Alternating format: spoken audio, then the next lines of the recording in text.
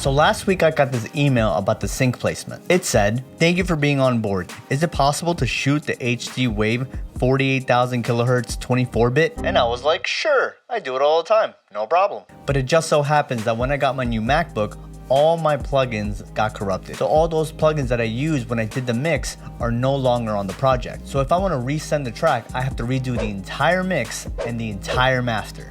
And here's how I did it. So before we get started, I have to emphasize putting your tracks into groups. I don't recommend doing this during the production stage, but I highly recommend doing this before starting any mix. It will make things a lot cleaner, it will make things a lot more organized, and it will also take up less CPU. And this function can be applied to any DAW, but I'm using Ableton here, and quite simply you right click and then group tracks, or Control or Command G. And I might use groups and buses interchangeably, but let me know in the comments if you know a specific difference. As far as I know, they mean the same thing. I like to group my tracks up by quality and or instrument. For example, all the drum sounds in the drum group, all the guitars in the guitar group, all the pianos, all the strings in their own separate group. Also any random sound clips, like for example, any swooshes and whooshes and transition effects that people like to add in their beats will all go in one separate group. But I also group them based off their quality. Like for example, if a synth has a more plucky sound, I may put that into the guitar group instead of the synth and pads. All right, now that we got that out of the way and all of our tracks are in the respective groups, we can start our mix. So the first thing I like to do is add a limiter to the master channel. I really like the color limiter from Ableton. I believe it's a free patch. I'll add the link to the description, but in a pinch, any limiter will do. This just makes sure that my levels can stay consistent and I don't go too low, and it keeps a nice bit of compression and color to my overall mix. So I'm gonna set the ceiling to about 6.5, and obviously I'll adjust this as needed. I'm just having this as a placeholder for now. So the next thing I'm going to do is a bit of gain staging. So I like to gain stage with my kick. I really like my kick to be the benchmark for where I want the loudness level to be at for my mix. So what I'm going to do next is disable everything but my drum bus. And I'm also going to disable the hats and this vocal. So now all we're going to hear is the kick and the snare.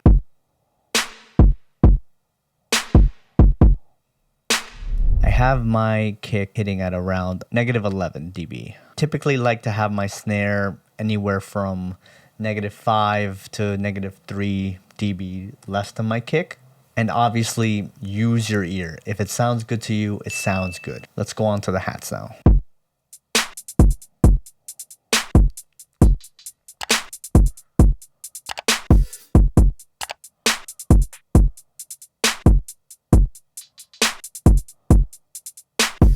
Actually, the hi-hats, I'm happy with these levels, so I'm not even going to touch them. I'm pretty happy with those. The next thing I'm going to do is tackle the bass.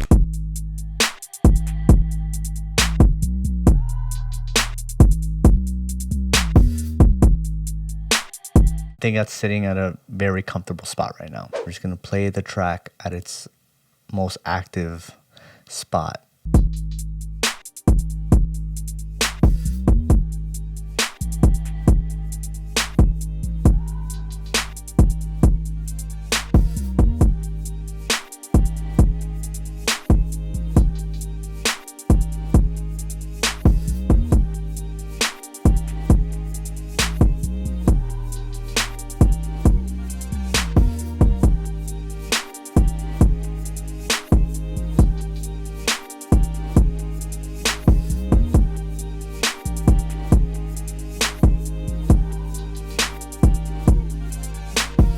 Now that I have my levels where I like them, I can start EQing. Typically when I start EQing, I like to start with the low end, then focus on the drums, and then start with the other melodic elements of the track. And for kicks, I typically like to have a little bit of snappiness. They tend to not have that, but that way it really cuts through. A slight boost.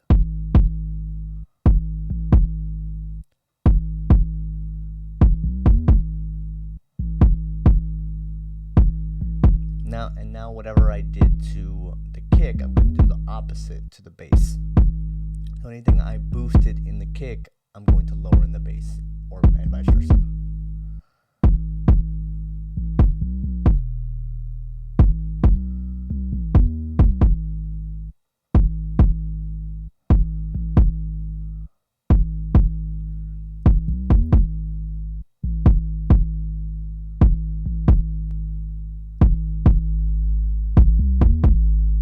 See how they're hitting around the same spot? So I'm going to lower that a little bit. Again, don't go too much because then you really change the sound. You just want to avoid masking the frequencies so they all have their own space.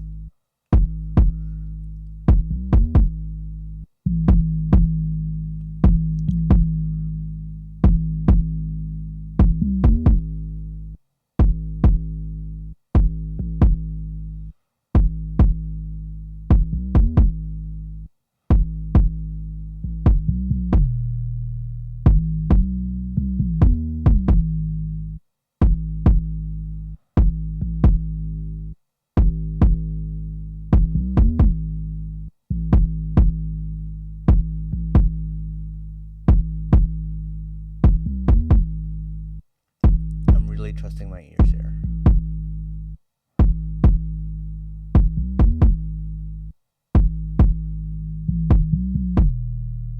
It's always good to look at the EQ as a good visualizer of where things are hitting, because it's always important to trust their ears, but they could be a bit deceiving with so much information going on.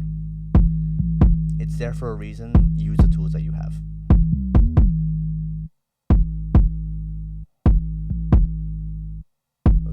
Pretty hard around D sharp.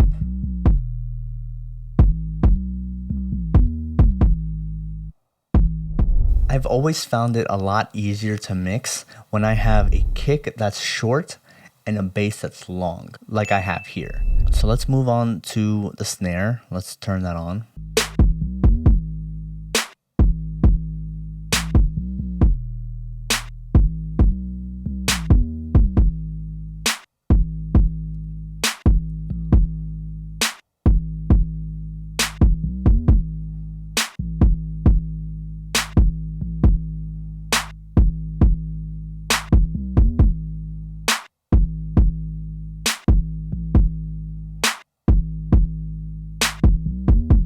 So within the whole drum group, I have another subgroup of just my hi-hats. And this is why I wanted my tracks in groups. Because in groups, I can start EQing entire sections, for example, the sample chop section or just the hats, to remove, for example, those low frequencies that might interfere with the kick and the bass. So now that I'm done with EQing, let's move on to compression. Compression is essentially controlling the dynamic range of a sound or instrument, basically making the louder parts quieter, which in turn makes the quieter parts sound louder in contrast. And I like the Teletronics LA2A compressor from Universal Audio, and it comes included with the Apollo Twin X bundle, so if you can afford it, please, I highly recommend it. And I'm not in any way sponsored by Universal Audio, but hey, hit me up. I'm gonna go with the preset overhead smacker, and then I'm just going to adjust the compressor to my taste.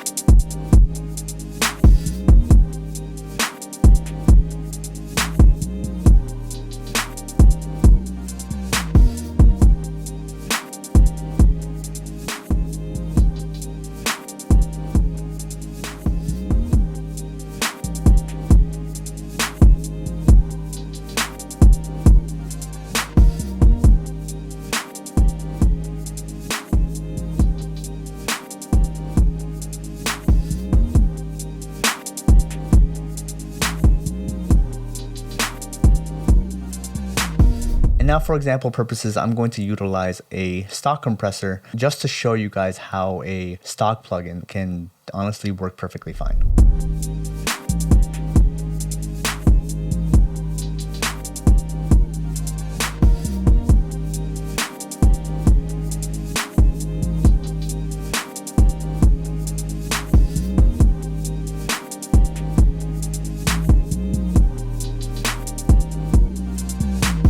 So now I'm going to check my mix in mono because I think it's crucial to check for any phasing issues. Now that you've leveled, EQ'd, compressed, that will create a much more realistic way of listening to your audio because you're not always going to listen to your song on studio monitors or up-to-date headphones.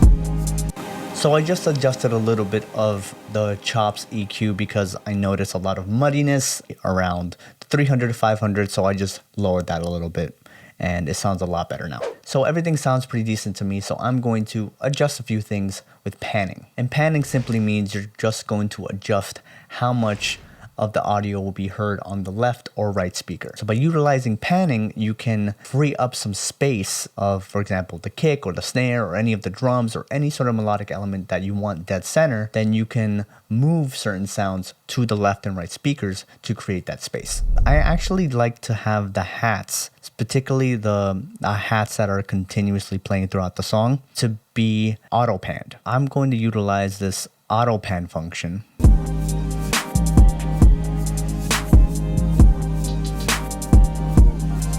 Here you can adjust the amount, the rate at which it's going, and I'm just going to adjust the shape a little bit.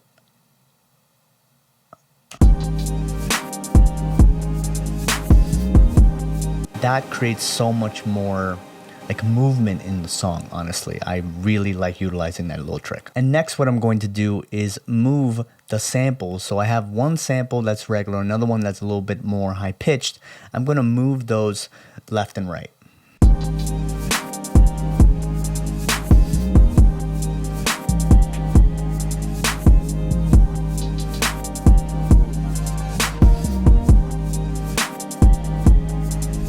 One last thing before we finalize our mix, any additional reverb or effects that we want to include that will just help advance it and level it up a little bit more. And one place I think will benefit a lot with a little bit of reverb is the snare. Maybe soften it up a little bit.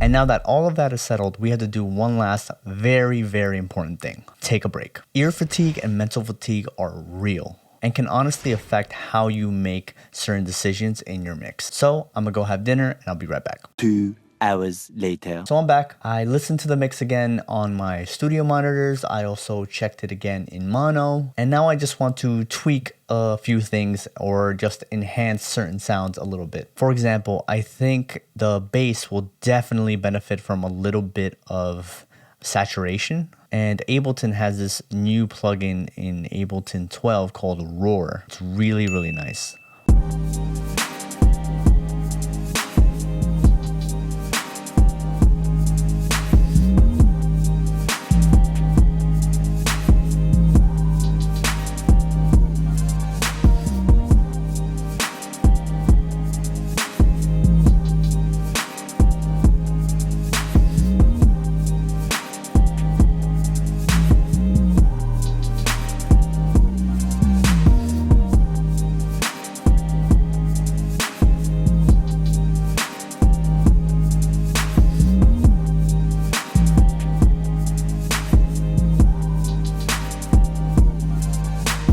I feel like now the bass is cutting through the mix a lot more.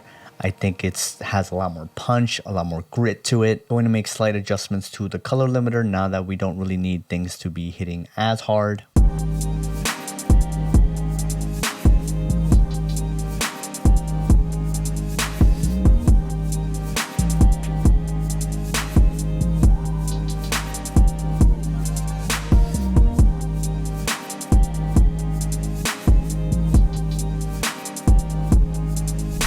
And as you can see, we have a -7 dB on the master channel, which honestly is great, has enough headroom for mastering.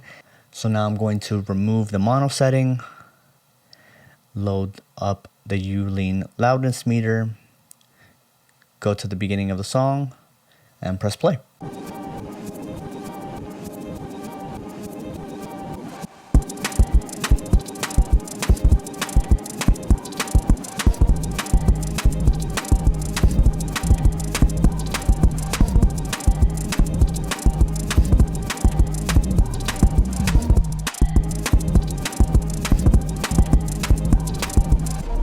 So the track is hitting around -20 LUFS, so that is perfect for what we want. So now it's on to mastering. And for those that don't know, mastering is essentially making the track louder, but also it's adding any additional compression, any additional saturation, or any additional EQ to the entire song. But it's important to have a good mix and to fix any of those problems in the mixing stage, because mastering should really be enhancing the song instead of fixing those problems. And since I'm in a time crunch, and also because I forgot to cancel my Lander subscription, let's just quickly use that for mastering. All you have to do is drag your rendered mix to the Lander page, and it will automatically start processing the mix. So now that it's completed, you'll press listen, and then you're able to listen to the master and compare that to the original.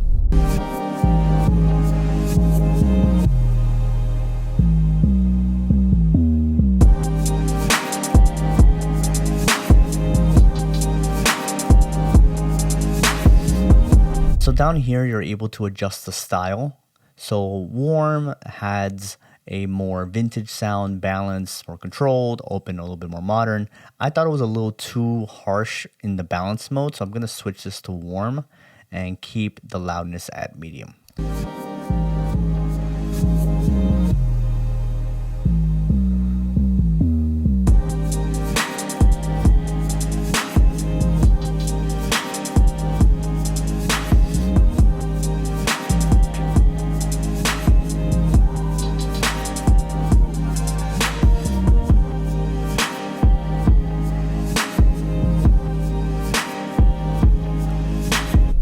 That sounds pretty good to me. And we're finished just like that.